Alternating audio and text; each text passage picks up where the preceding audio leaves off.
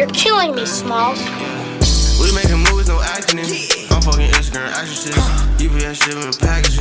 I'm smoking weed out them packages. If I ain't got a gun, I'm stabbing it. I got some leftover lean in the cabinet. I can hit your little hoe when she average. Poke on that pussy shit like it's a top in it.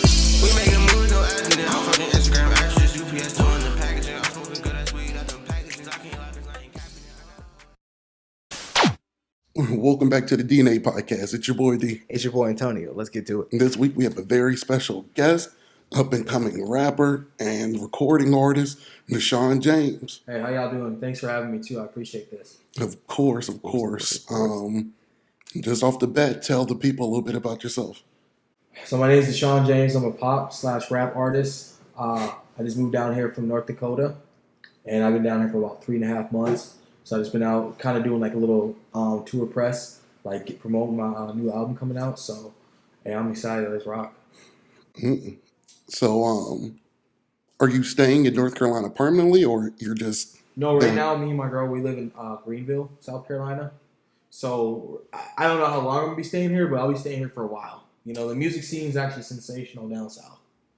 Yeah, that's something that I've noticed about music right now is like the South is kind of taking over, and it's one of those things. What was the music scene like in North Dakota?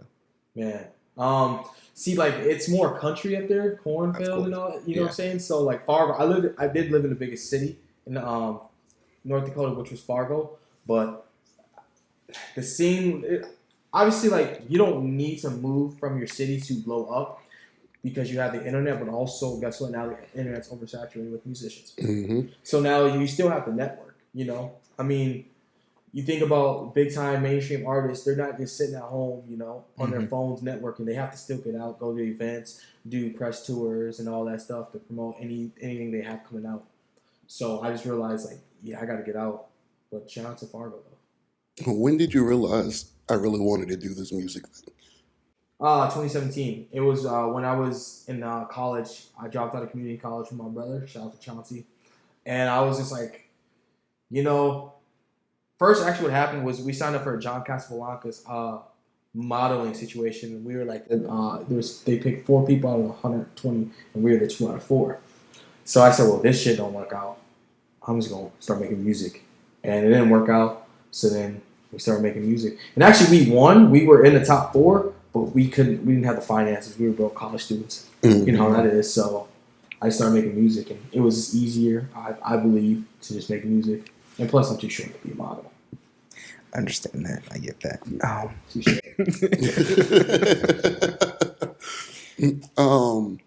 So growing up, did you were you like musically inclined, or did he just hit you all at like 17? That's what you really wanted to do. Nah, I've always liked music when I was younger. My older sisters, like probably my favorite artist is Usher.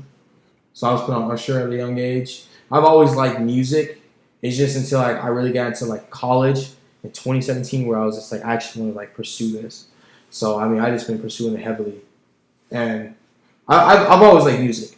You know, music whether or not it got me pumped up for like a sporting event or anything. I just like music. Music is just part of me.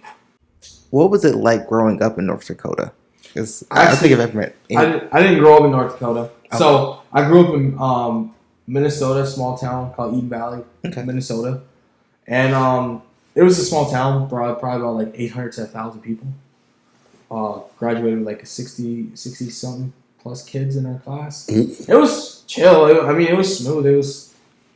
I couldn't complain. It was kind of like the country / suburbs.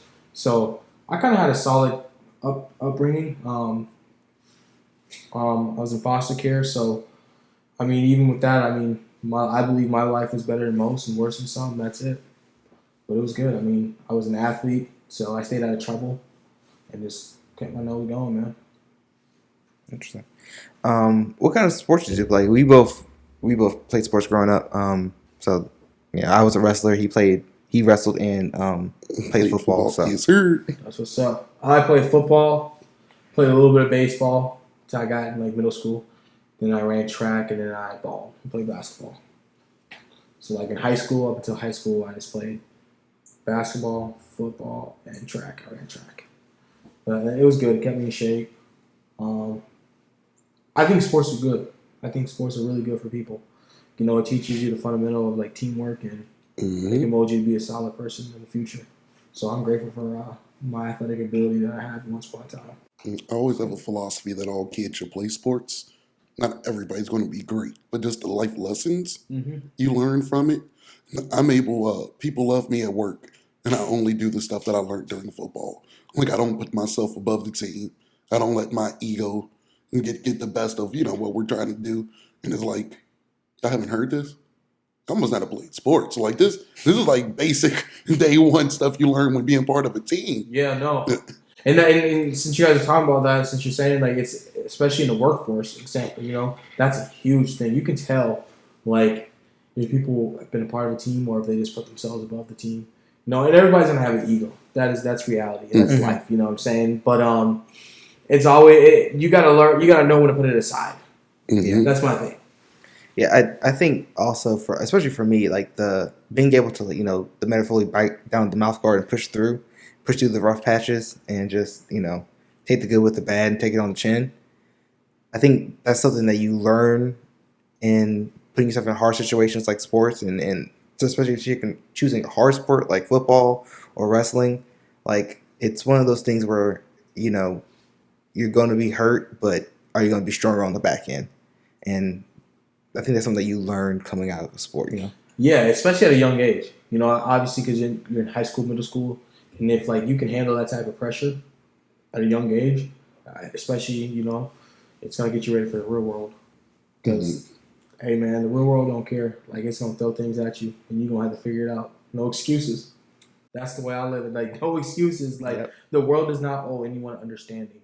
And if you are not where you want to be at in life, that's your fault. That's truthfully your fault. I don't feel bad for anyone. If you're brokey, if you're a bum, if you're eating Cheetos in your mom's basement and you're not getting anywhere in life, man, that you gotta look in the mirror. And that might be hard for some people. Yeah, I mean, I think that's the hardest thing for most people is self-reflection. I feel like that's a lot of people struggle with that. And, knowing yourself truly and understanding like, hey, if I'm not where I want to be at, how can I get there? How can I put myself in positions to make myself get there? And I think that's a lesson that you learn growing up. And then if you never learn it, you're always gonna be where you're at. Yep. A harsh lesson I had to teach this girl yesterday. She's in her 20s. She's not in her 20s. She's 20. She came to work late and she was fighting with the security guard outside, like cussed him out and everything. And so HR trying to baby her up, like I understand this and that. Like we always had good repertoire. So she came to me trying to explain, and I let her know I don't care. No, I was like, do you know how I know nobody really cares? How? Because I don't care. You were late to work, and then you had problems. You get to work and get out of my face. Like I don't care about any of that. And she was like, but you're not letting me explain myself, this and that. There is no explanation. You cussed out a guard. You could be handcuffed right now for your actions. So, what are we even talking about? And she took it hard. She pouted, this and that, what 20-year-olds do. But this is the real, nobody cares about your situation besides you. Yeah, and that's actually, that sucks. Sorry to cut you off. It sucks. Like if you're late, this is what I started learning. If I'm late at work, man, just don't get there trying to explain yourself. They say you're late, like, yup, I'm here now. Because if you try to explain yourself, it's like they kind of I believe like your body in a sense the way people want you to try to explain yourself so like you can continue to talk, and because sometimes people like to have people talk to make themselves look like an idiot or a fool, and so it's just better just to be like, yup, I'm here now. That's all I was looking for. Is like you're already late. Something. We've already been doing this. Not only were you late, you were even later doing this, and now you had to talk to HR, which really put us behind. None of that matters to me.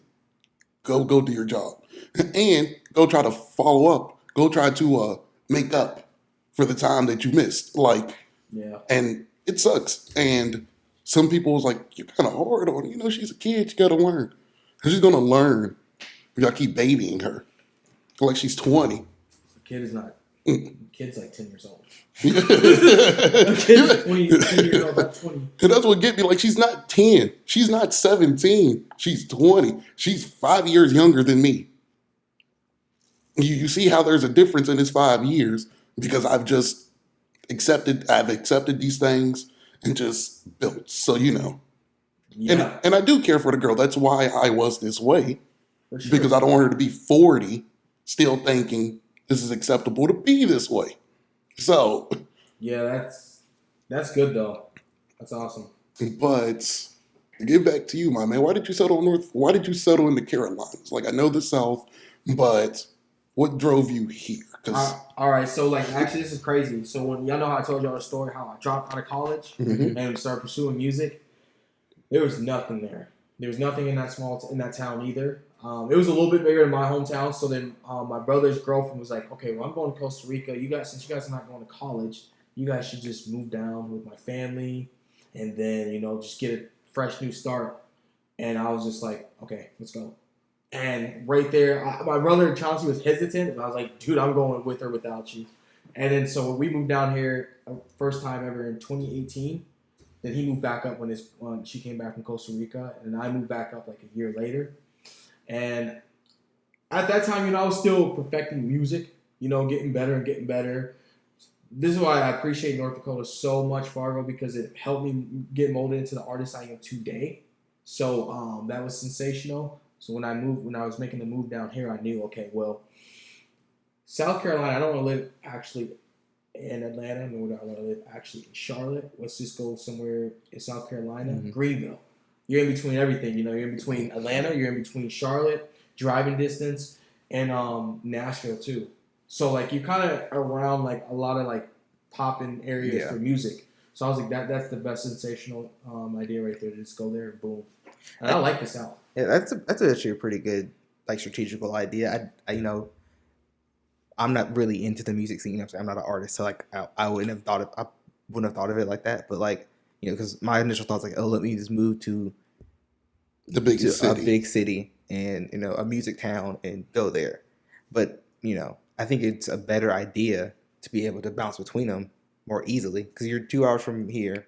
Not even like an hour some change. Hour and a half, man. Oh. That's it. And then 2 hours from Atlanta. Yeah, like 2.5 hours from Atlanta. Yeah, that's nothing. Maybe like 5.5 hours from Nashville, which I already got some interviews set up for in April to go to Nashville. Like like I said, you have to grind with this music stuff, especially if you're independent.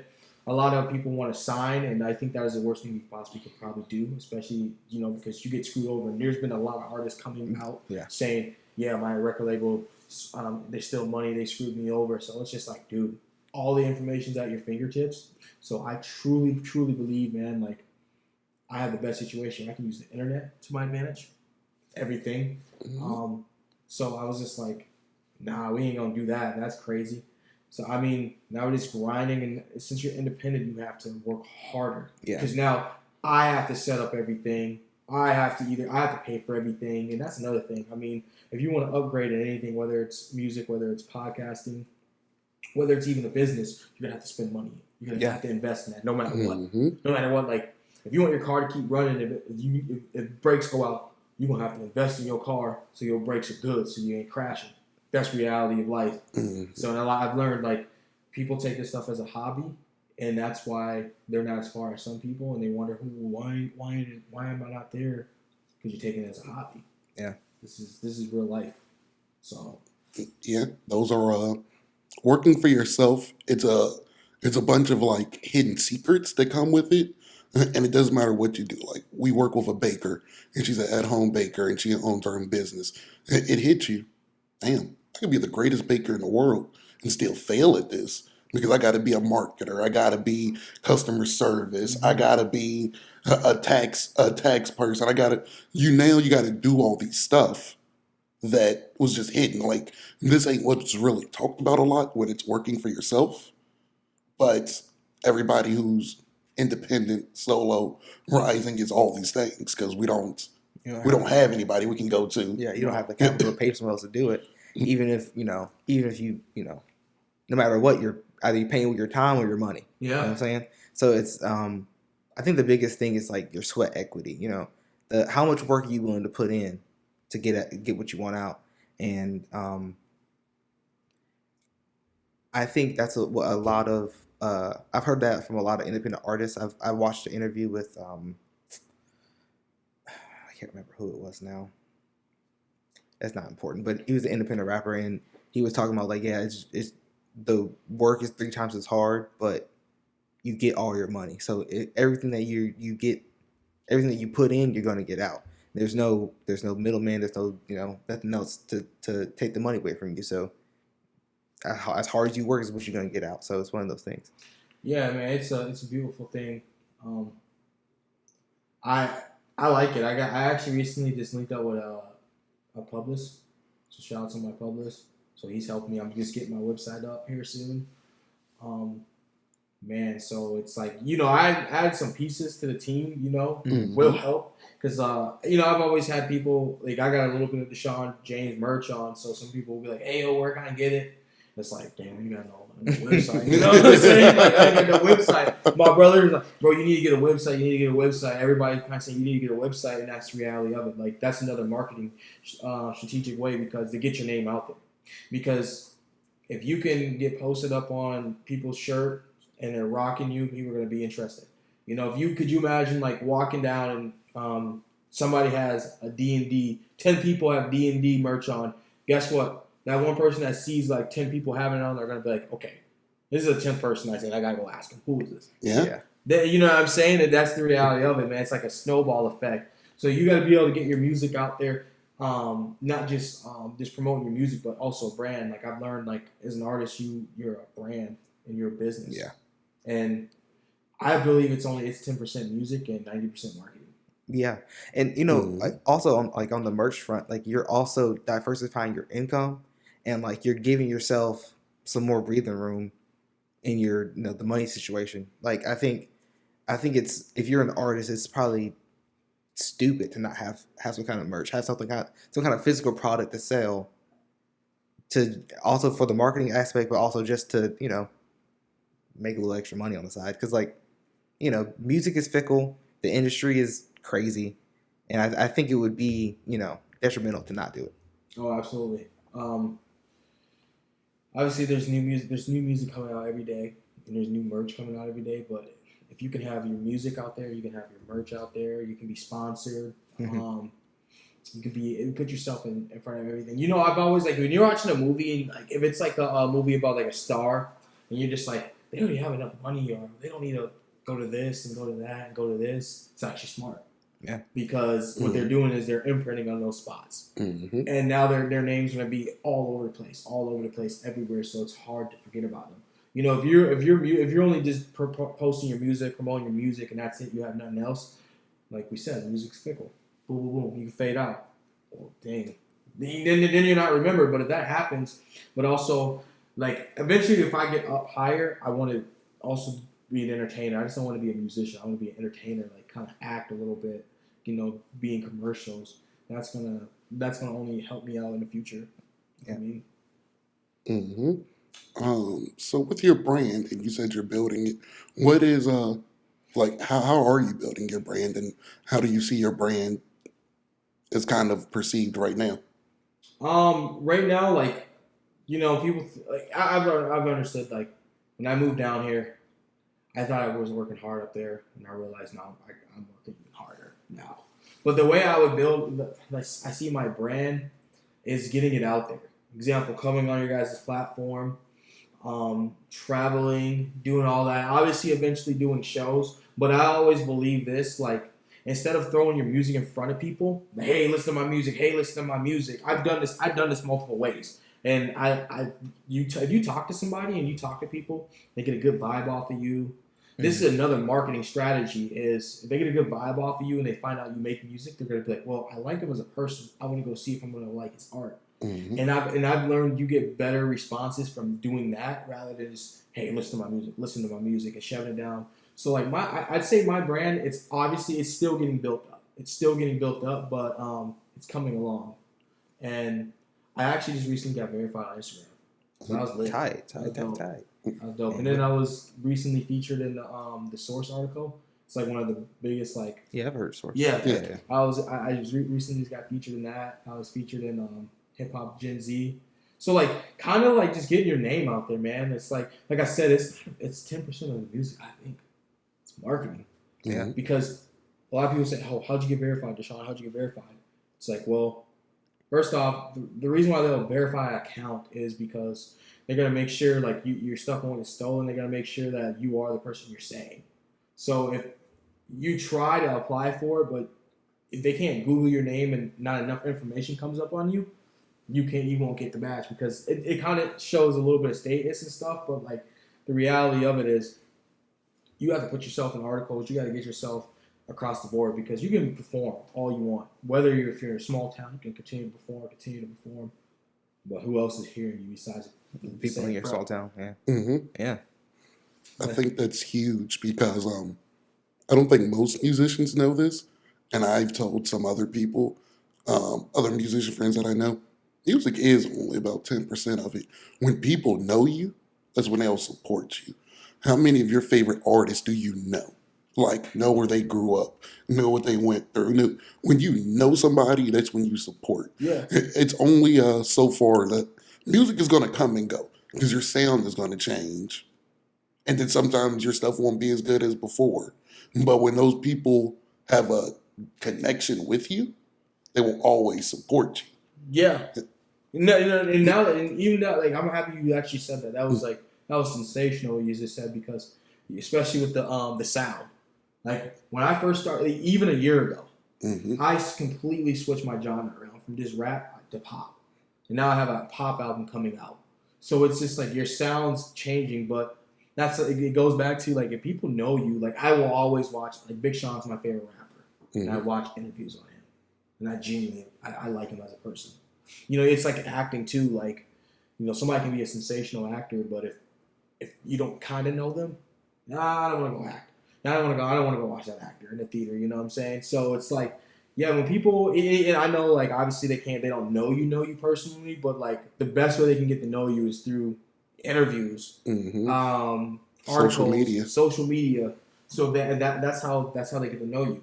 So if you don't have a presence on any of that, you won't last. I'm realizing that. I'm really starting to realize that. Because it's kind of like, this is a weird expression, but it's kind of like dating a girl for stupid, like for the worst reasons, like, oh, because she looks good. So what happens if she gains a little weight? What happens if she cut her hair?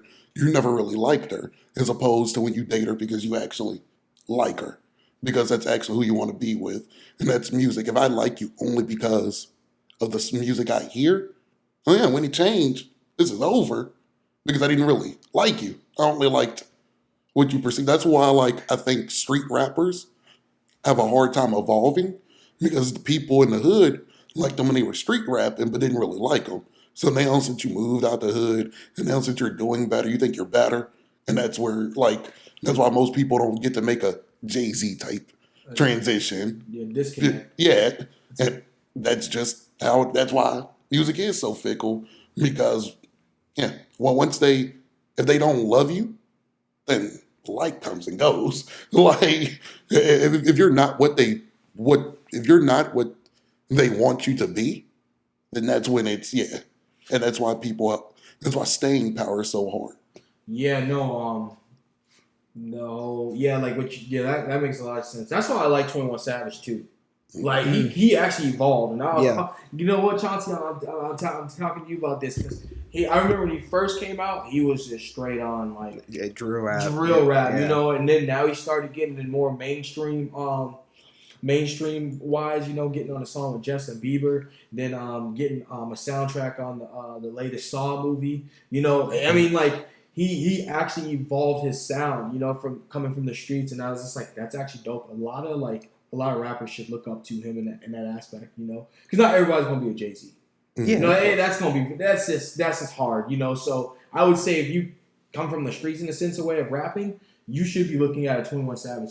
Yo, buddy, he really he upgraded his sound and his style, and he still has that sound, but he just evolved it too. Yeah, and that's like how I realized too. It's like I didn't quit rapping. Like I don't swear in my music at all because I wanted to be universally where like anyone can listen to it anywhere. Yeah. That's my thing. So, but like, that's why I decided like, oh, okay, well, I want to be able to do pop. Let's see how this is gonna sound. And it's like either you can have strictly rap fans, or you can just have strictly pop fans, or you can have rap and pop fans.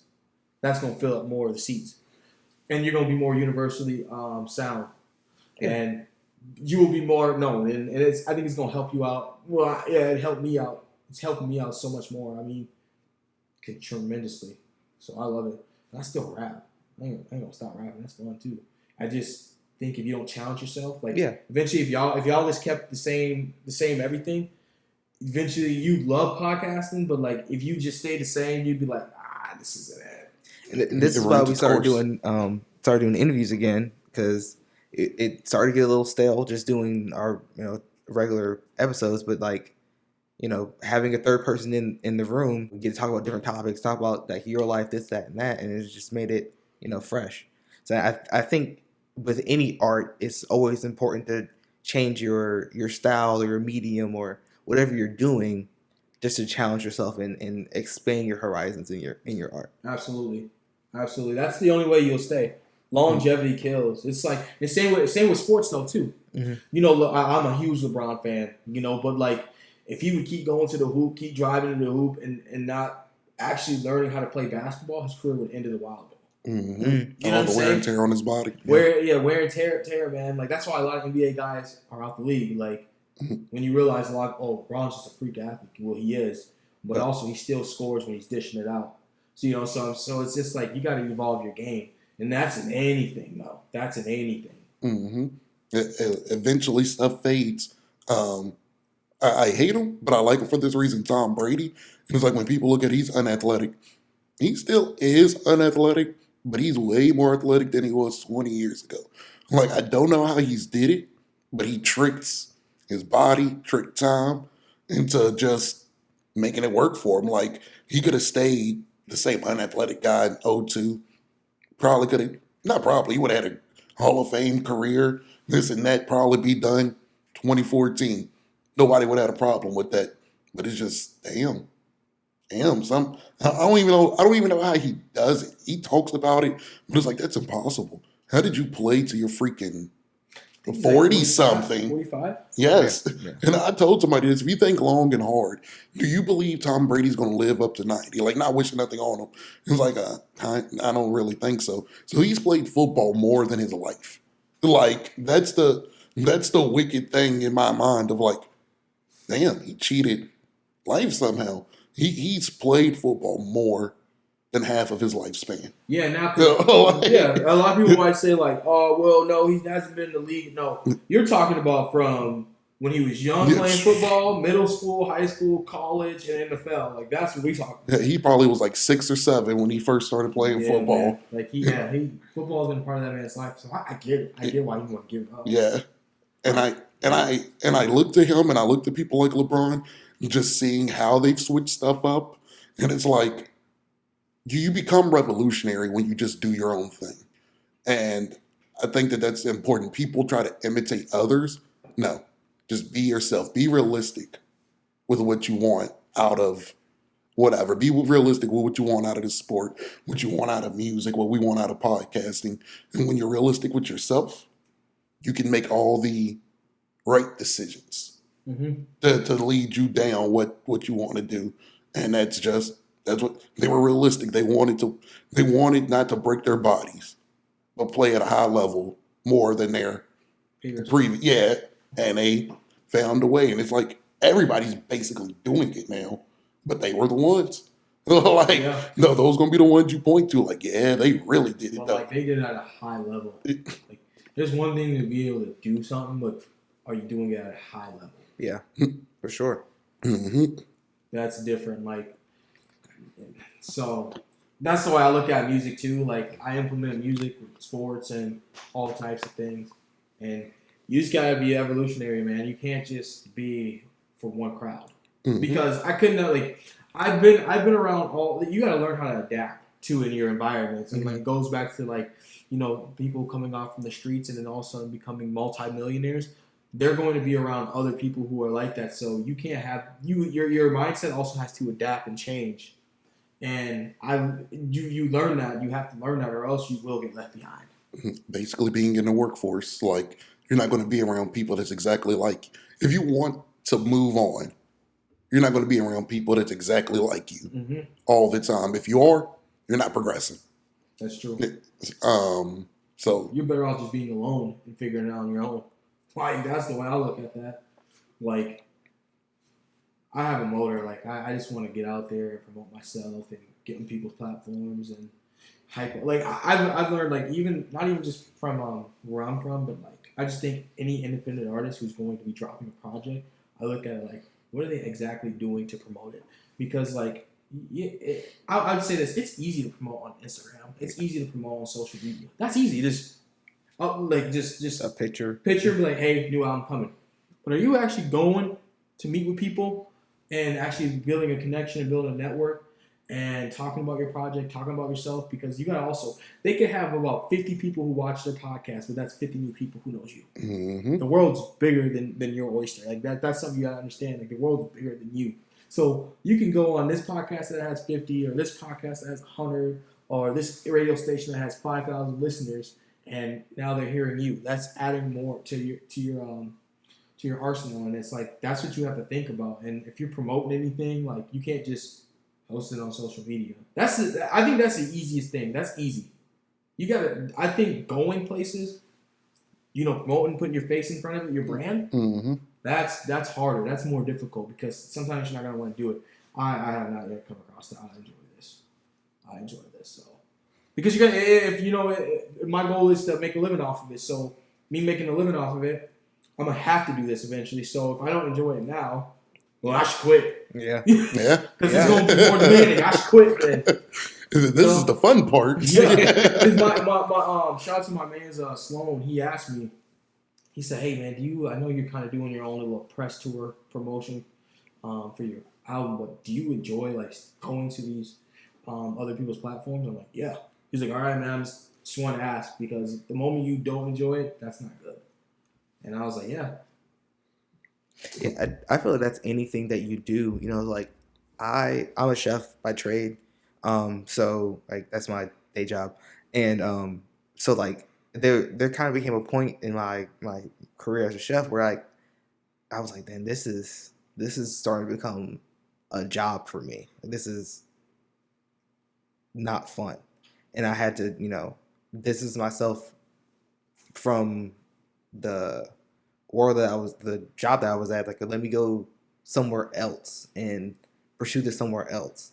And it was like renewal in my journey as a chef, because it was like I'm learning new stuff now. I'm getting better in my craft. So like I'm actually enjoying it again. You know what I'm saying? I feel like that happens with I think every artist whenever it becomes a chore. It's not good. Yeah, man. And I've met people who love their normal jobs, which is lit, and then they start not liking it and they leave or go somewhere else. And then you're right, man. Like, example, today before I came, I wrote a song, in about an hour. Sometimes it happens like that. Sometimes it doesn't. But like, it was fun.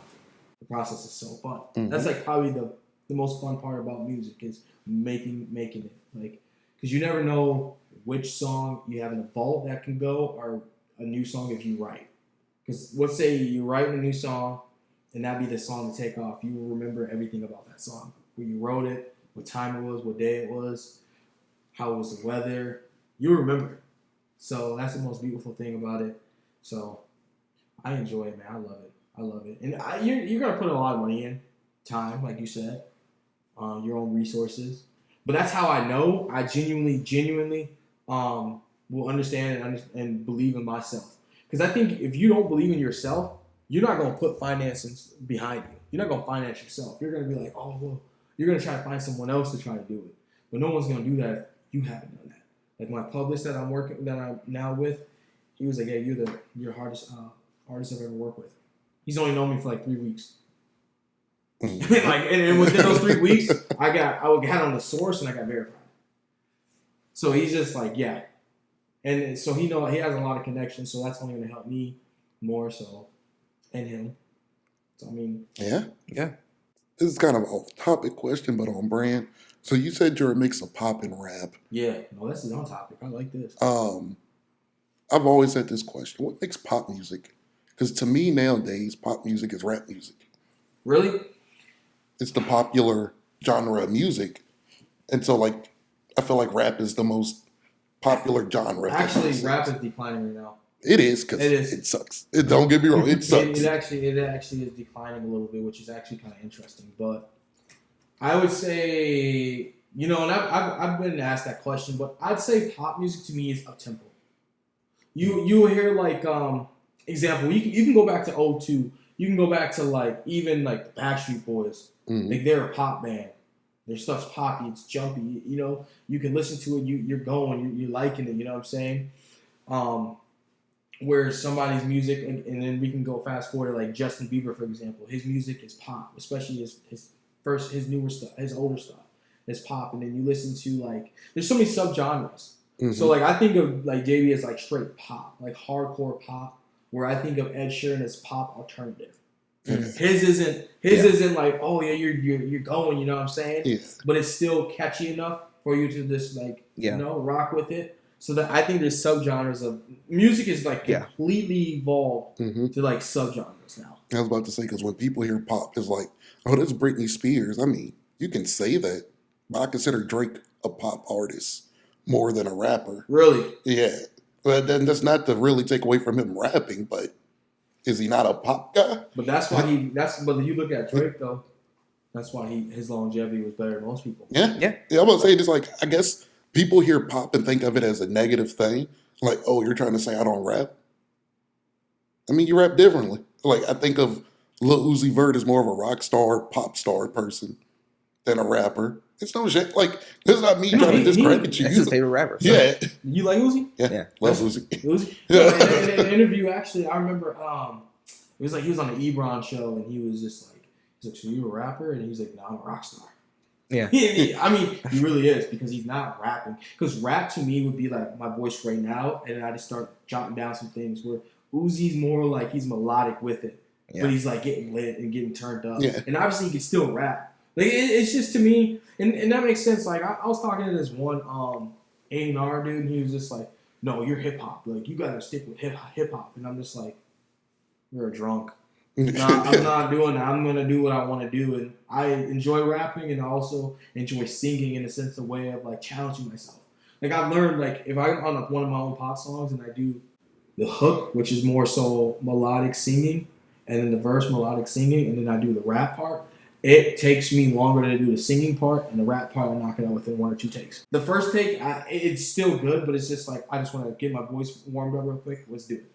And so I couldn't imagine like continuously doing that. That's not challenging myself. Mm-hmm. That's why I like this. And the fact is, like, obviously some of your old fans might not like your new sound, but I think you can still please both parties. Mm-hmm.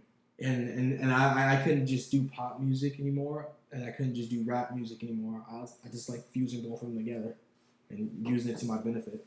I always assumed that's what music is. I always imagine, like, not a musician, but I could imagine, like, let's say, like, you're in a group. Y'all just randomly just playing instruments and just jotting some stuff down. And then then something happens, like, wait, run that back. That was kind of fire. Like, but we kind of did a little something. That's what music is experimenting with just stuff. I think when, like you said, like when a rapper hears, oh, you're pop, I think there's a stigma, like, think about it this way, like, if, like, I think, like, when people see, like, a black artist, they'll be like, oh, if he's not singing, like, he can sing like Michael Jackson, he has to rap.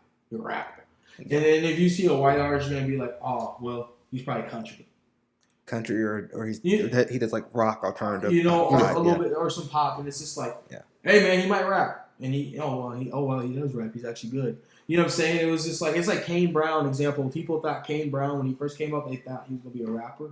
Yeah, they thought he'd be a rapper. Like, they look at him, oh, he's a rapper. Then they realize, oh, he's a country singer. Mm-hmm. So it's just like, it's actually kind of unfortunate how, like, people will, like, kind of box an artist in because of their, like, skin color in a sense, a way. Yeah. I've kind of experienced that myself. That's nuts. And that's why I ask, because it's just like, It's so like it's like if you take like a remix of a song. So say like I take Tupac lyrics and put it on a Britney Spears beat. What do we have? You're like, what is it now? I took rap lyrics, put on a pop beat.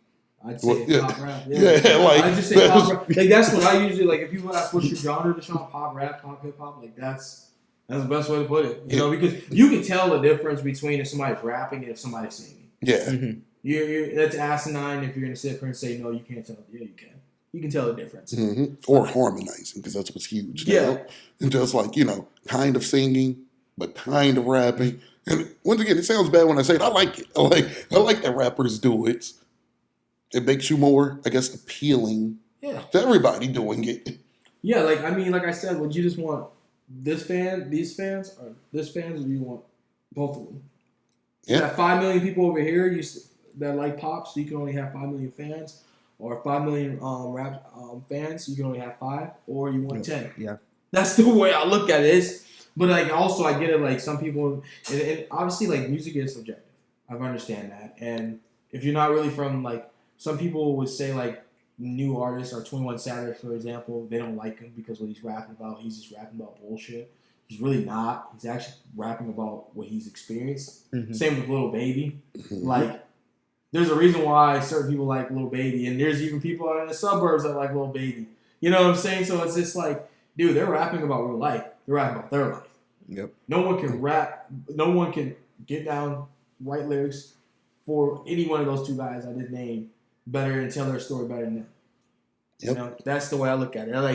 Anytime like I learned like watching a lot of interviews on artists and big artists, and they're saying like rap, big time labels don't really know what they're talking about. It's kind of like a guessing game in a sense of way. Like you hear people say, "Oh, you need a songwriter." Well, okay. Well, I get that. It is good to have songwriters, but if you're gonna sit up here and tell me that one artist needs a specific songwriter because they can't write, that's crazy. Because like I look at Lil Nas X, when his biggest song is Old Town Road. What other big song like that has he had? Yeah, it's weird how labels do that. And guess what? He wrote that in his sister's place. Mm-hmm. On the couch. Yeah. So when I hear anybody labels or A&R say you need a songwriter, why? Because you don't understand, you can't relate to what I'm talking about. Well, I'm sorry, I'm talking about Deshaun James' life. Yeah, and I think it's okay to have a songwriter, but you need to have a connection with that songwriter. Yeah, they can't be some random person. Ghostwriters. Yeah, they can't be. Yeah. I think co-writing. I think, like I said, having a songwriter is not bad. You know, obviously, if I was going to have somebody, I want to be in the room with them, tell them things. You know, that sometimes people can't write. You know what they're thinking all the time. Mm-hmm.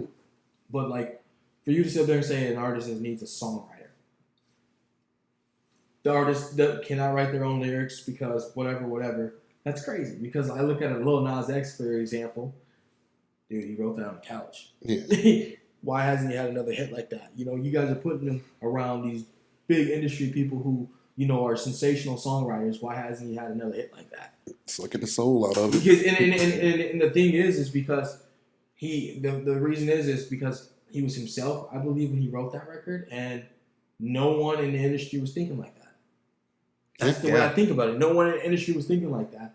So it's just like, nah, you can't let people change you. You got. And that was the reason why Billy Ray Cyrus jumped on the remix. Oh yeah, it's because it was so real for him, and like he came from a place that had an Old Town Road, and that's why he was so, you know what I'm saying. So it was one of those things where like it was meant to be, and it was meant to spark, and it was just like real recognizes real. That's, you know, that's a cliche, but you know, game recognizes game, and it's one of those things where if kindred spirits, and I've experienced this, you have this great song and this relates to me, I want to hop on your beat. I want to bless your song. Mm-hmm. It's one of those things where, you know, you never know what's gonna make you blow up, and I've heard the story of like how he wrote Old Town Road, and it was like that's when he was at his lowest. And right after that, I think his sister actually kicked him out, and like he was leaning out of his car or something like that. So like, you never know what's going to be the song that's going to blow you up, or what's going to, you know. Yeah, it's different, man. No one in the industry had that sound or wrote something like that. Yeah. So that's why I wouldn't know. And like one thing I like Ed Sheeran too, you know, and his songwriting ability. You know, he wasn't the best right away, but look at him now. He's a sensational songwriter. You know, some of people's favorite pop artists. You know, he's probably written that record for them. Mm-hmm. Yeah. You know, so it's like, man, I think songwriting is different for like rappers and singers. Like, I don't care if a singer like doesn't write his music. This is something that me and him have talked about. Like, I feel like if you're a singer, it doesn't matter as much if someone wrote a song for you, because but like rap, it has such a personal connection to your story. Sorry. Yeah. And so like, if your story isn't being told right, or it's not really your story, it doesn't feel the same. And I think people can tell, man. Like, I completely agree. Like, somebody said, well, Michael Jackson didn't write Thriller. I don't give a damn. It still sounds good. His vocals are sensational on this song. like you can have the best lyrics in front of you and then have somebody try to like sing it. You can teach somebody how to rap and find their voice better in rap than you could singing. And I think with songwriting, I think for me, if I was an artist, my songwriter needs to actually know me. I don't need to, if he knows me, and like, if we talked and we've had personal talks and connections, if he knows me, he knows what to write for me.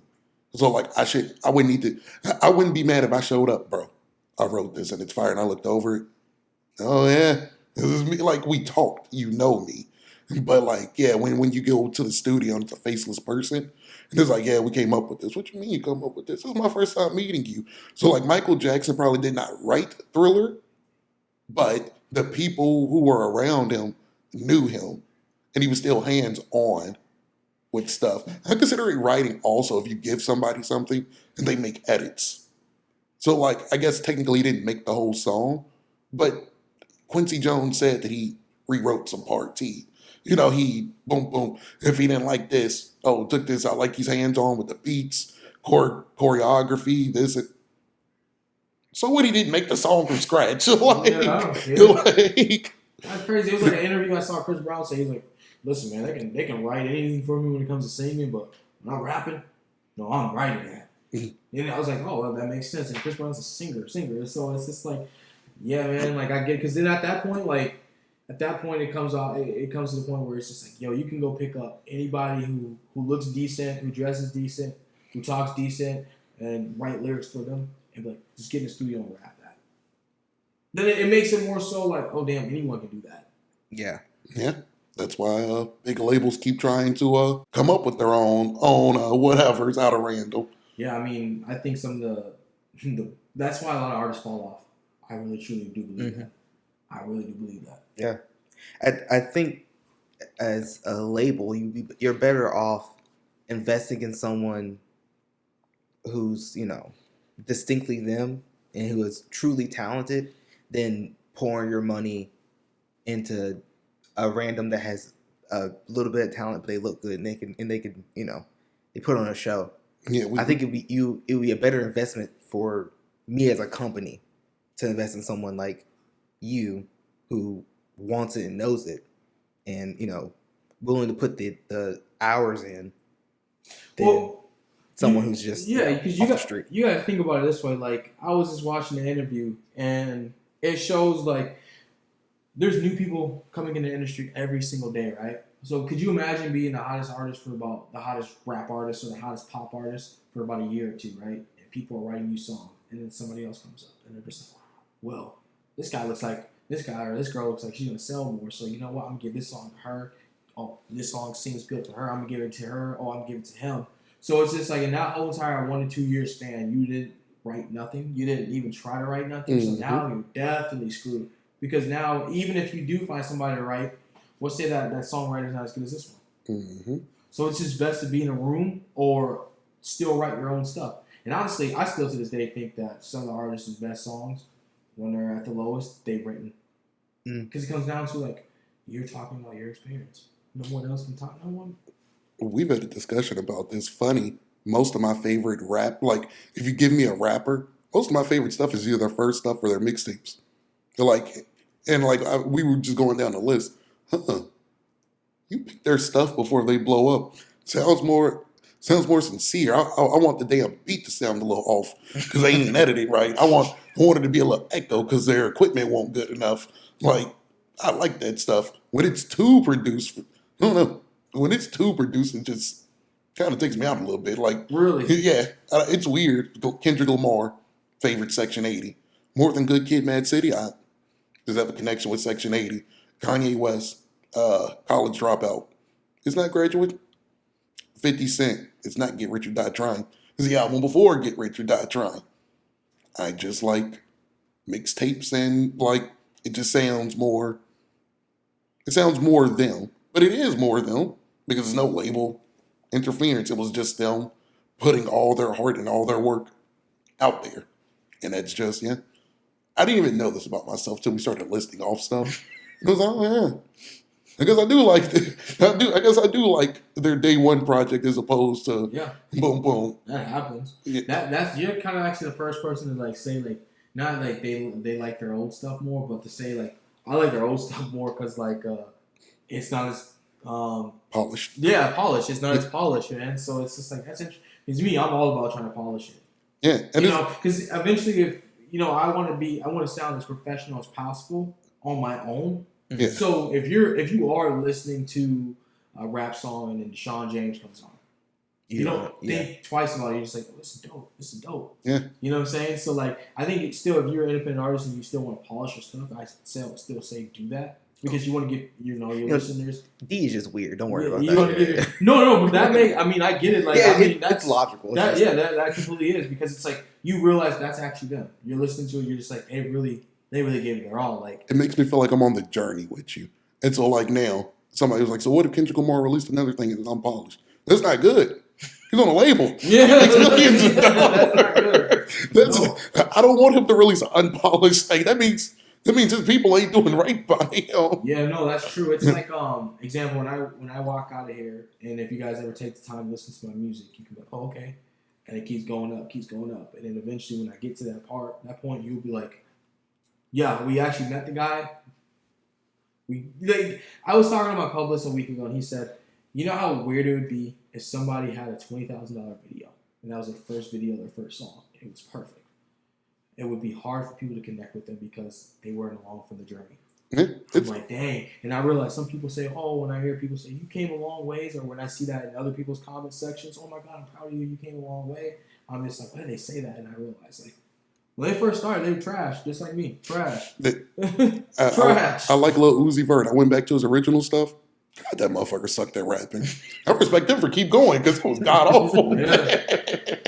But like, and that's why it gives me more respect that, bro, you stayed true. It's easy to quit. It's easy for people to say, I hate it. And you stopped doing it. You kept doing it. And you blew up off of it.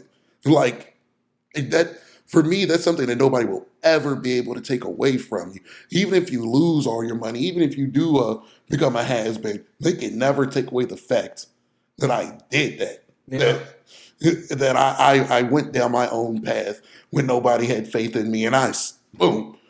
Even if it's for a month, I was the most streamed artist for a month above everybody. Like, we overlook stuff like that, but average people, the average man won't be the highest streamed whatever in a month.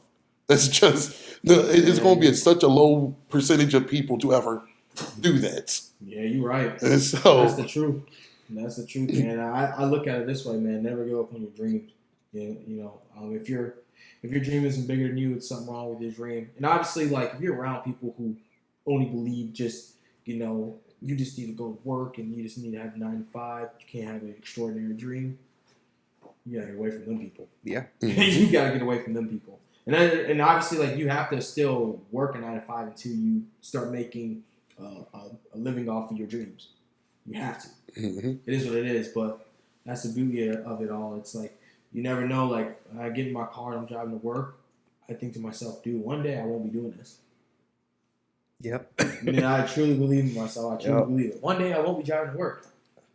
To work my 9 to 5, I'll be driving to the studio or driving to press conferences. Yeah, you know what I'm saying? Like, release parties. Photo shoots, man. Like, it's gonna change, man. Like, everything is slowly falling into place for me, and it's sensational. And I love it. I'm grateful. And here's the deal. I know when people first start out, they think I should have been blowing up. This song, I have a song called 740.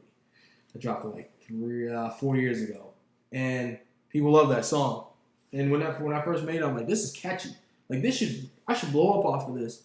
You know, it's probably best that like you wouldn't blow up off a song like that because like that it took me a while and it really took me a long time to make another song just as good, if not better. It really did. So I couldn't imagine making that song or any artist making a song and it blows up. You're a one-hit wonder. You're really a one-hit wonder because now nobody wants to really give you a shot after that. And then you don't have the tools to you don't even got the tools to redo it because you haven't been making music that long. Yeah. Like basically I got lucky and did this. Shit, I don't even really like now since you've been on your journey, hell, who knows? That song could end up blowing up. But now since you've been on your journey, it's like, well, I know what I need to do. I know how to really make music, and that won't be my one-hit wonder. Like, yeah, no, that would suck, man. Like I was talking to my good buddy. He was just like, you know, it's probably best that you didn't perform right away. It's probably best that you know because you would have had that one song, and that's it. That's it. Like I said, like that song. Now I have obviously like my pop music is actually like it. I think that like Waves, if y'all do listen to it, Waves is a record. It's fire as hell, and that really probably took the cake. And I got another song called Paperwork. It's like my two songs that seem to get streamed a lot. Really fans' favorite is Waves and then Paperwork. One's a pop rap song, and one's just a straight rap song with like an electric guitar on there. Mm-hmm. That's crazy, man. It's different. Yeah. It's different. The more like the people like when I'm talking to them on Instagram, they say, "Yeah, I like your new song, Paperwork." When I look at their profile, I'm just like, they don't seem like they like that. But then it's different, and it's just like, okay, that makes sense. Music is universal. Yeah. Like I feel like if you don't have something you secretly a fan of, you're lying. You're not listening to music. Like I like Backstreet Boys. You do? That's like my. Well, I got plenty of. I didn't know this about you. Like I like music. People think I only like rap. I like music. I listen to. Why do you think that is though? Because I look intimidating. I'm big, black, and intimidating. It's because most of my influence is from rap. Like I guess I would say I dress like a rapper. Like I don't have chains and I don't do this or that. But it's like. I'm more in that mode in an athlete sort of way. So it's like you won't see and think, oh, he's influenced by Backstreet Boys. Yeah, no, yeah, that makes sense. And so I get that, but it's bro, listen to music. The music is good. The music is good. That's what I'm saying. Ed Sheeran is my favorite. If I had to do a top 10 list, Ed Sheeran's easily my top 10 list of favorite singers. Could be top 5. You like Ed Sheeran? Who doesn't like Ed Sheeran? Like I'm just being honest. Bro, dude, like I think his new album. No, that's actually his last album. But he got on a song with Lil Baby. Yeah, that song fire. Like that's universal. Like that right there, Lil Baby to get on a song with Ed Sheeran. That's versatility. Like that. Then that's another thing with Lil Baby. Like. Mm-hmm. Lil Baby's like he probably is better than 21 Savage. I like 21 Savage more, but I understand Lil Baby's bigger. But like for him to get on a song with Ed Sheeran like that, it's impressive. Come on, you can't hate on it. And then it's like obviously like now Lil Baby's getting played more in certain spots that he probably wouldn't originally. Mm-hmm. Mm-hmm.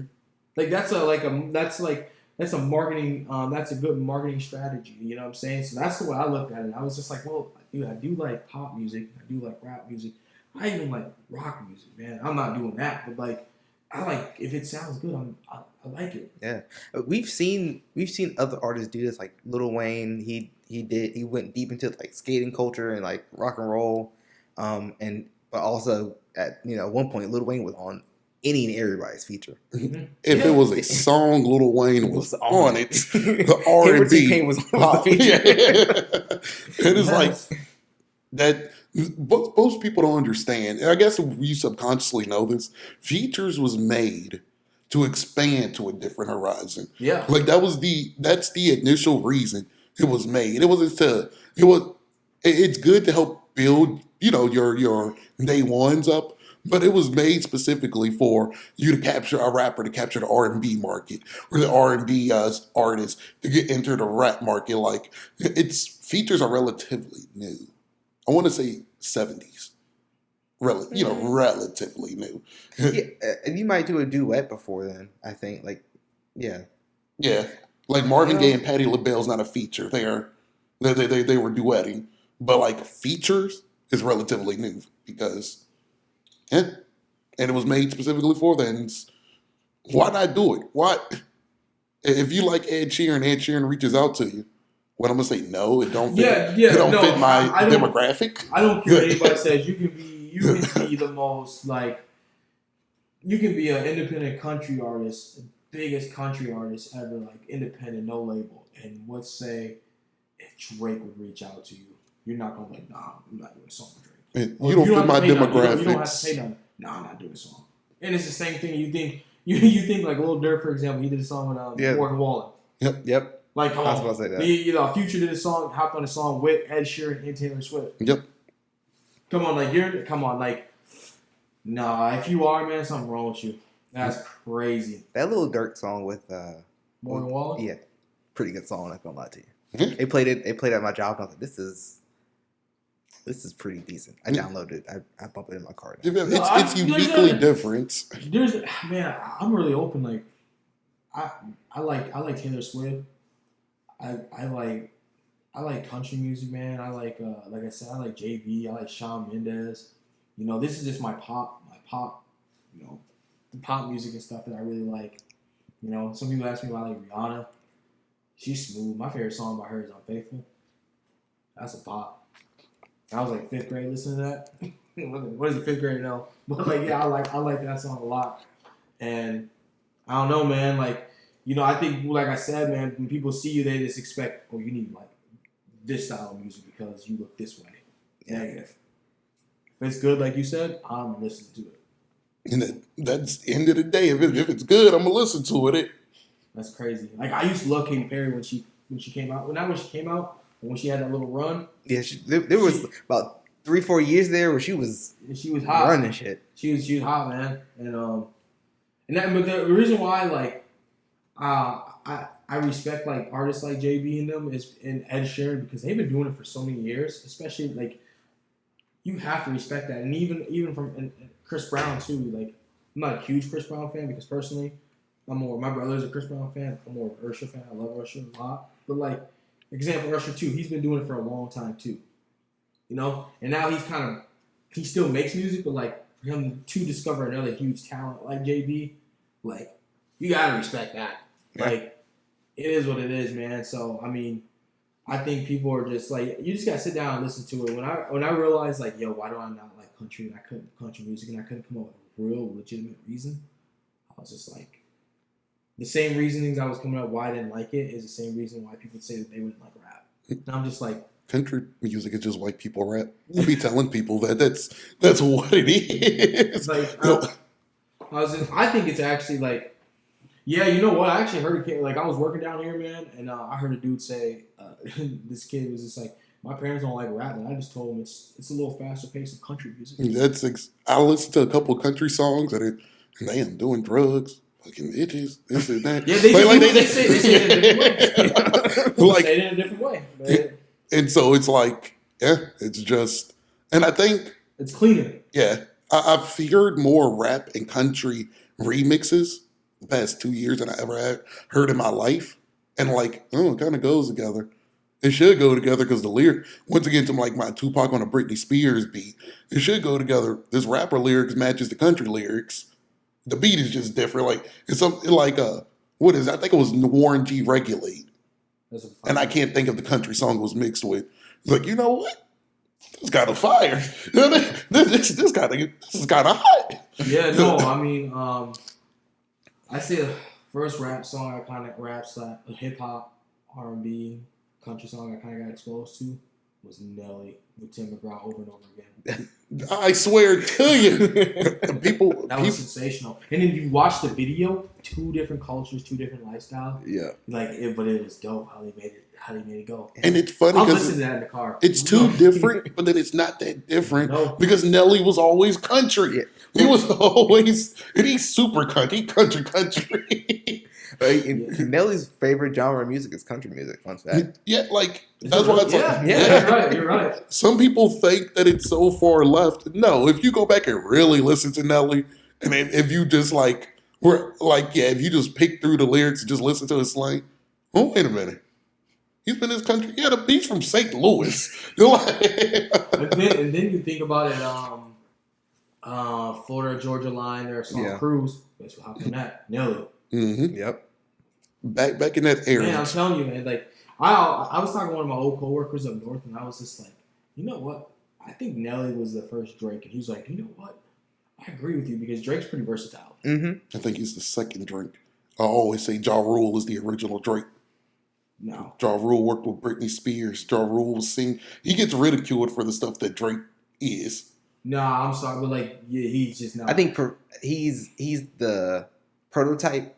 Drake is the masterpiece. Masterpiece, yeah. And then Nelly is just like, yo, yeah, goated. Yeah. You know what I'm saying? Like, no, don't get twisted. I think Drake's goated too. I think and people still know, dude. You can ask anyone from any genre, any race, any culture, any background. Yo, who's Drake? They know who Drake is. Yeah. You know who Nelly is? Yeah. You know who Ja Rule is? These kids nowadays act like they don't know Nelly. Act like they don't know why they call it white Air Force Ones. It was a fun fact. He said that when that song came out, they boosted the price up. They did.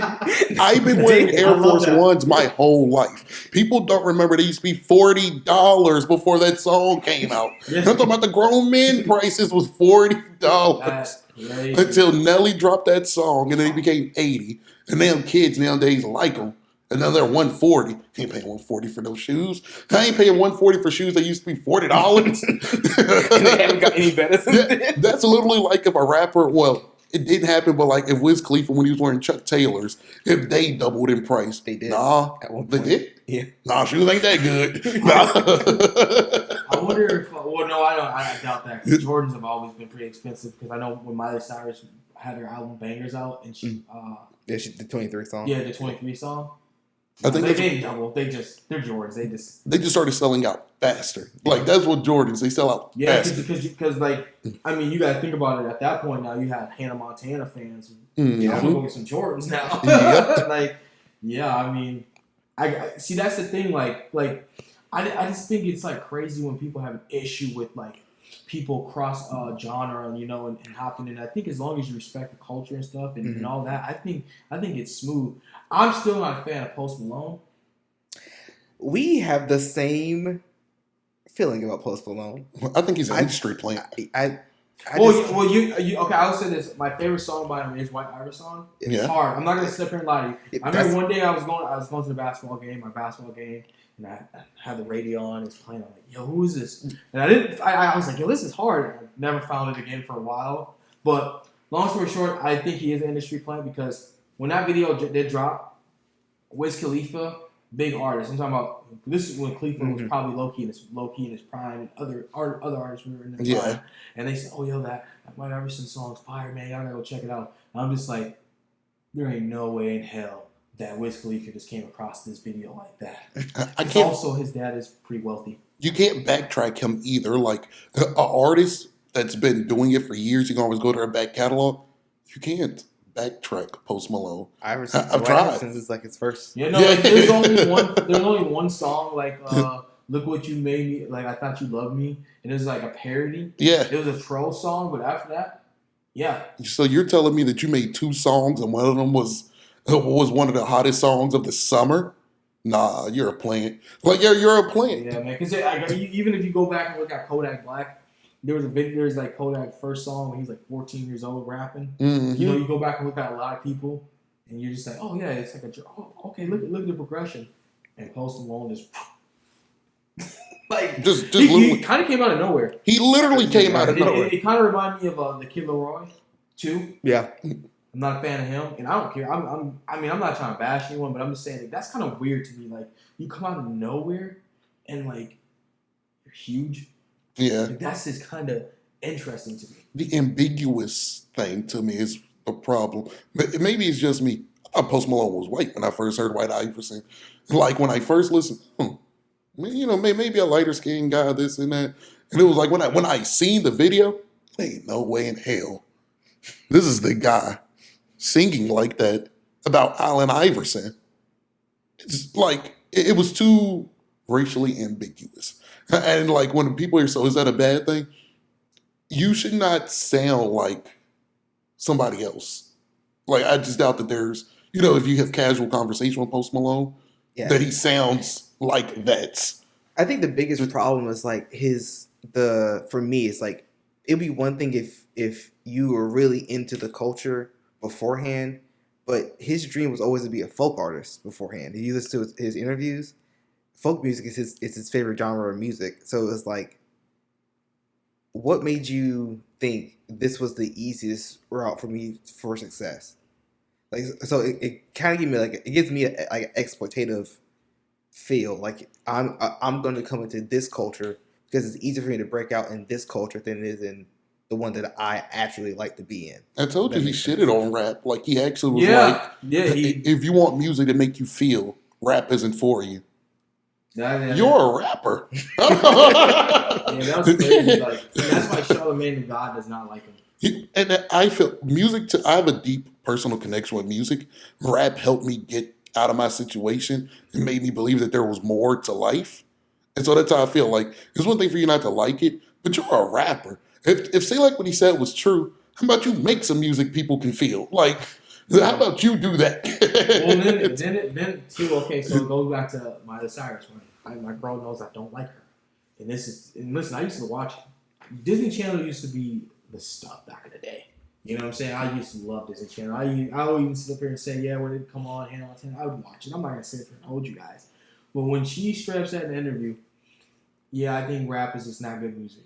It bothered me because it was just like, yo, your whole banger album, not the whole entire album, but like one of your best songs had a bunch of rappers in there, and you were like actually in a sense of way rapping on there, and you utilized that to like kind of break from your childhood, and you're gonna shit on it. Like, that's crazy to me. And for me, so rap is destructive if that's what you choose to let it be. Nobody told you, girl, to be drinking lean and doing drugs and smoking. Like, nobody told you do that. You did that to fit an image you wanted to. You could have done a song with Kendrick Lamar or Big Sean, but you wanted to be the party girl. You like with Juicy J. You want to be with Juicy J. So it's like, I mean, yeah. And now that you say that too, it's like, I mean, she's already big. Like, she didn't have to. This artist I'm about to say didn't have to break out or nothing, but like you said with Kendrick Lamar, like Taylor Swift did the song with Kendrick, "Bad Blood" on her 1989 album. I mean, like, you could have done. There's other ways that she could have went about it. Because I did not mind her up until she said that. You felt like I really didn't. I actually did not mind her. And then same thing with Post Malone. Because to me, let's say if like a black artist was a country singer and he was doing country music, and then he said something about country, I'd be like, even if I liked his music, I'd be like, man, I don't know if I can rock with him no more. And I would understand. I'd understand if country folks and the artists over there, the culture over there didn't like him either, because it's like you can't just go over there and shit on people's genre like that. That's crazy. And this is stuff that people grew up with. This is some people's love in their life, and you're treating it as a toy, a game. Yeah, that's what it's a game to you. So I mean, that's kind of why I don't really like those two. I'll listen to White Iverson. I'm not gonna lie to you. I'm not listening. If it comes on, I'll listen to it. But I've accidentally not listened to Post Malone in like 3 or 4 years. Just doesn't. It's not me avoiding it. It just hasn't come up. Yeah. Like, obviously, it's not in my playlist for the reasons we listed. Like, I am not listening to him on my own time, but just, I'm just away from him. It was good to see more people like this that just, like, take music seriously. Well, I'm an artist. I have to take this stuff serious. Like I wouldn't, like, and that's just like me saying, I don't like, the reason why I wanted to start making pop music is I didn't want to be affiliated with the destructiveness of rap. It sounds stupid. No, I'm gonna go over here and sing sometimes. I'm gonna come back with some bars. I'm gonna give y'all the best of both worlds. That's what I'm gonna give you. Like, and that's how you grew up also. Like, yeah, and that's the thing, because I grew up listening to pop music too. I grew up listening to rap music too. I grew up listening to my foster dad and my foster brother's friend. They put me on rock and roll music, rock music. So it's just like, nah, I like it all. I mean, I like it all. I recently just started liking country more. I'm not gonna lie to you, but it's actually like when you really sit back. Me and my homie Sloan thought like when you sit back and you think about it, it's actually good. It's actually pretty good.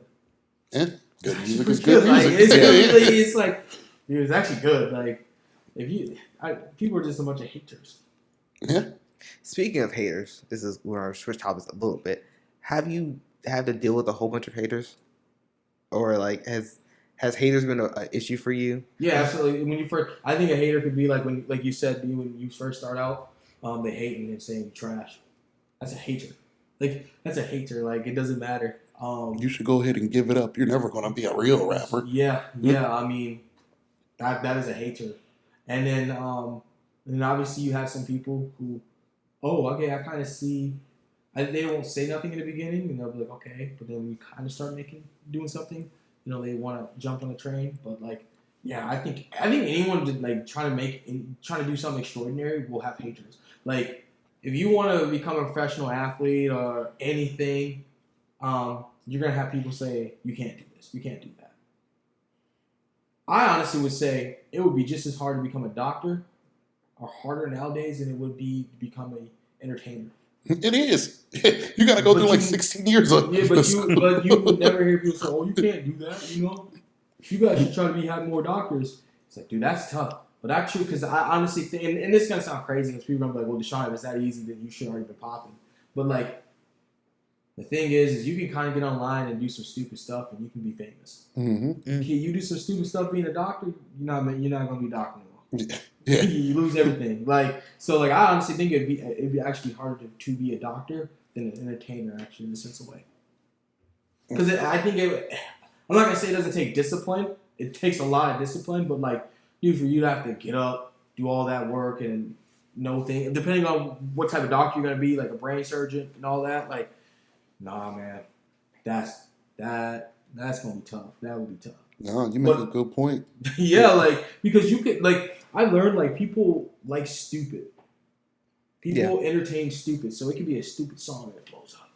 Because people are stupid. That's what people do. The majority of the masses is stupid, so that's why it appeals to them. We don't want no stupid doctors. Yeah. Which is good. I mean, I don't, but yeah, I definitely don't. Come on, you don't. You definitely don't. But, like, I'm saying, like, I honestly think, nowadays, because now, like, okay, so you think about it, like, when people say, oh, you want to be a musician or you want to do that, that's a crazy dream to have. You know how many other people want to do that? It's like, yeah, but, like, think about 20 years ago, dude, actually going to a studio would be like, oh my God, he's going in the studio. Nowadays, it's normal. That's people's spare room. Yeah, I'm about to say, like, people make their own studio. Yeah, people make their own studios, or you can go into a nice studio. It's like everything is at our fingertips, and it's just how you utilize it. That's my belief. Like, I think if you, when I was in the source, I was like, yo, that's crazy. That's just hard work. Mm-hmm. That was just hard work. And then, like, 2 days ago, I just got recently verified. And I'm just like, yo, that's crazy. Coming from a small town of 800 to 1,000 people, Eden Valley, shout out to Eden Valley, but, like, that's crazy. Mm-hmm. Because, like, then I looked up, like, 1%, either 1% or under 1% of people are verified. So for me to get that accomplishment strictly through my music, yeah, dude, like, that puts you in an elite class of people. Yeah, and it makes you think, like, yo, you got to keep going. You can't stop, Deshaun. Let's go. If you keep grinding, you're there. Yeah, I mean, you're one step closer to your dream. Yeah, I think you fail when you just give up. That's a loser's mindset. Yep. Yeah, I mean, my first song, Royalty, people used to troll, used to roast. But the two people who really had my back was my brother Chauncey and our best friend Austin. Like, really, like when I first started making music, they were like, "You really think he's gonna blow up?" They said that to my bro, and he's like, "It's a matter of time. It's a matter of time." Yeah, I wasn't that good when I first started out, but still. Yeah. You got to keep going, though. You don't just come out, you just don't come to this world and just all-star. That does not happen. That does not happen. Like, some people are naturally gifted. Yeah. But, we've seen that so many times with people who are naturally talented, who are gifted, and then they don't put the work in, and they become average at best or failures at worst. Dang. So if at the end of the day you can have all the talent in the world, if you're not going to the gym, if you're not going to be a Kobe, showing up 2 hours before practice, practicing before practice, then doing practice again, then staying home, staying in the gym, putting up shots, and then going home, are you ever going to get a ring? Really? Yeah. That's how I look at it. My mother always told me, I don't care what you do, but if you're gonna do it, you're gonna do it. It's no need to so at work, I hate my job, but I'm one of the best at my job. And people's like something I do catering, but I know a bunch of kitchen stuff. And D, you know kitchen stuff, like I'd be helping out with the chefs with this and that, bro. If I'm gonna be a supervisor here, manager here, I might as well be great at it.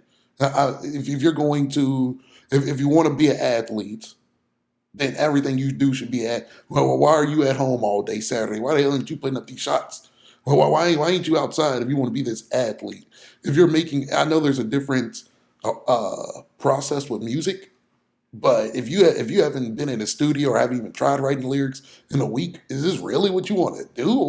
What are we accomplishing Yeah. here? And that's how my mom just, if you're going to do it, be great at it, or don't do it. Don't waste people's time. Yeah, and yeah, I think being an athlete, you have to put in work every single day. And obviously, I still think for being a musician too, but like being an athlete, like marketing isn't. I don't think marketing is that big of a deal until you're actually like up there. Mm-hmm. Where like when you're trying to make music from here on out, marketing has to play a role. And like I said, it's only 10% music. Obviously, you should perfect your craft. You should try to write a couple songs a week or get in the studio, but also like networking and just that's my thing. Cause like if let's say example me, I could be done with my album now. I'm done with it, right? I gotta wait 2 more months until I drop it. If I wouldn't write another lyric or go in the studio, but I am setting up meetings to drop my album, have everything organized, have all this in play, and I'm just going around promoting it on platforms and all that. Like I still think I'm working just as hard as somebody who is just writing lyrics and go to the studio and then just dropping music and not doing nothing with it. Mm-hmm. Like you think about any time, like I think most local artists would not be going on people's platforms promoting their album or even a single drop. Maybe they might go on maybe 1 or 2, but like I literally have like stuff booked up for like April and then going into May until I drop. Like that's the way I look at it. Like that's putting in the extra mile and extra work. And for us with podcasting, sometimes I may not edit or do a bunch of edits, but also the work can be done up here. I'm constantly reading. It takes me about 30, 40 minutes to get into work. And I'm constantly like just reading and reading. At work when I'm doing nothing, what you reading? Just reading some of this stuff. Like I'm doing the work up here so that when I get back to doing the work on my computer, it's already been some work done. Mm-hmm. That's all a part of the process. Yeah, I'm not saying you need to make a song every week. But have you been thinking? Have you been thinking about what you have? Have you been like, or have you just been absent? Has this been the farthest thing from your mind? Yeah. Okay. And that's huge for me. If it's the farthest thing from your mind, you really don't care. I think about it every single day. I wake up thinking about it. I wake up thinking about, damn, what more do I need to do? Well, what am I not doing? What do I need to do better? And just go through the day. I like to work out in the morning, boom, boom, shower, and then just start doing what I need to do. Mm-hmm. This is getting up there. This was a good interview. What's next for Deshaun James? What's your immediate goals in the next coming months, years? Well, like I said, in the months would be, continue to promote and then obviously start doing shows, continue to network with other people and around the area of Greenville. And then obviously like branching out. And I mean, just improving and growing. Just getting better and honing in on my craft. What's the name of your album? That's Oh, yeah. So the album's going to be called Deshaun James Gone Pop. Because it's literally strictly just pop song. So it's like it's because like I said, like I first started out music just strictly rapping. So it's like I started eventually making this transition like a year ago. So I was just like, I think that's fitting. I think that the album name is genuinely fitting for the I think the name is genuinely fitting for the album. It just makes, to me, it made sense. I told my homie about it, and he was just like, don't even change it, man. It makes sense. Because when people ask you about that project, you won't get stuck on nothing. You'll just be like, nope, this is why. And it's just, I was like, hey, you're right. So, yeah. When's can we be expected to listen to it? When does it drop? Be honest with you, it's gonna drop sometime in May. I gotta figure out a release date because, like, when I was talking to my publicist, he was. This is something interesting. A lot of people drop music on Fridays, independent artists or local artists, and I'm just like, why do you do that? Take you until the weekend. That's when most people are free. No. Most people are free to listen to mainstream artists. Because the goal isn't to get your fans to listen to you. The goal is to get other people to listen to you. That's the goal. Sure. Because your fans are your supporters they're just gonna listen. They're gonna listen to you. They're gonna listen to you regardless. They don't care. They're gonna listen to you regardless, like you said. They got a connection with you. They're gonna listen to you. Mm-hmm. But if you're like, he said May 5th, and he's like, oh no, we can't do that. Ed Sheeran's dropping that day. I'm just like, yeah, that's crazy. Like. Because if you're dropping on a Friday, you need to understand you're not only competing with people on your level and a little bit above you and a little bit above that person, you're competing against people who are huge in the industry. So now you got to figure out a strategic way how to drop. Yeah. So I don't even drop singles. I drop on a Saturday. I drop them on Sunday. Because a lot of times people don't want to do things on Sundays. And that's why we drop our podcast on Tuesdays. Yeah, like drop it. You could literally drop it Monday through Thursday or Saturday or Sunday, man. But a Friday for music, especially, I wouldn't do that, man. I wouldn't do that. It's basically a death sentence in the music world. It is, man. Like you see like some artists, and and the reason why I say this is, literally look up some artists talking about so and so artist was dropping on a Friday, so we had to push back my album. Think about that, and they're both like big industry artists, and they even like that artist who had to push it back even understood. Drake's last album, not the one with 21, but the other one, literally had rap in a chokehold because he kept switching the dates, and so like what people didn't know was it's making a trickle down effect. That's why most mainstream rappers won't drop their music because they're afraid of the date that Drake drops. So if he says it's going to drop May 1st, but then push it back May 30th, we're screwed. We need to push that back even further. Oh, no, it's not dropping May 30th. It's dropping June 7th. Then we got to push ours back. Like, he keeps pushing it. He had, like, rap in a chokehold like that on the album before the 21 one. I can't. Honestly, never mind. Yeah. And it was just... And that was during COVID, and I remember people was like, "When does it feel like rappers are dropping music?" Yeah, there's a reason actually a reason because of it. If it was during kind of COVID situation, it would have been Certified Lover Boy then. So it's Certified Lover Boy. Yeah. But I'm saying he just kept pushing it back, and it was just, I think he was doing it on purpose. I think he was doing it just to flex him and Kanye his muscle. Him and Kanye were beefing. That's what it was. Yeah, him and Kanye were doing it. And it was just a matter of who's going to blink first. And it was like, you don't want to drop yours first, and then the second one drops, and it's hotter. Yeah. Because I don't know who dropped first, but I know people who listen to the whole entire Certified Lover Boy and then the whole Donda.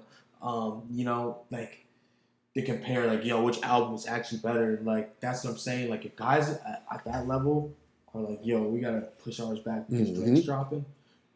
Dude, if you're an independent local artist, you got to think about that, and that's something crazy. Like most artists won't think about. Yeah, that is something crazy they won't think about because it's not about you.